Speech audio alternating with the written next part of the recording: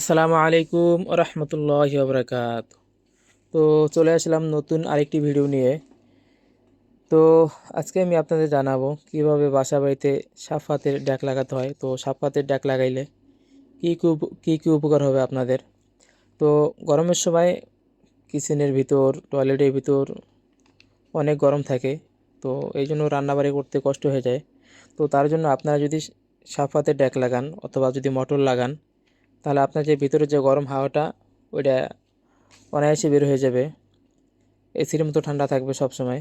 তো আজকে আপনাদের দেখাবো কীভাবে লাগাতে হয়, সঙ্গেই থাকুন। তো প্রথমে যারা ঢালাই করবেন, ছাদ ঢালাই দেওয়ার পরে এইখানে এরকম একটা ওপেনিং রাখতে হবে।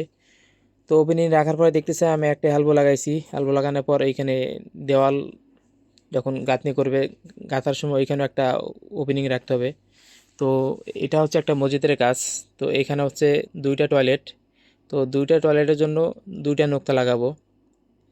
তো আমার যে সাথের যে ভাই, সে এটা ফিটিং করতেছে।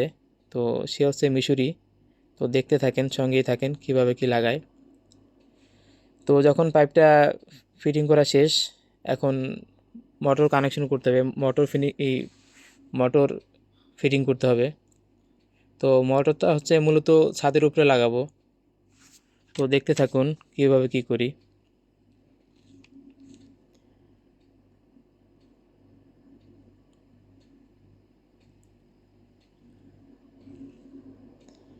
তো এটা হচ্ছে মোটর। এই মোটরের মুখটা হচ্ছে 6 ইঞ্চি। তো একটা হাম্মামের, একটা টয়লেটের আমার লাগানো শেষ। যেটা দেখতেছেন এটাকে বলে ফ্লেক্সিবল। তো এখানে আবার সিলিং হবে, সিলিংয়ের পরে রাউন্ড গ্রিল আছে, ওইটা লাগাতে হবে। তো তখন আর যখন সিলিং করলে তখন আর এটা দেখা যাবে না। তো এক সাইডেরটা শেষ।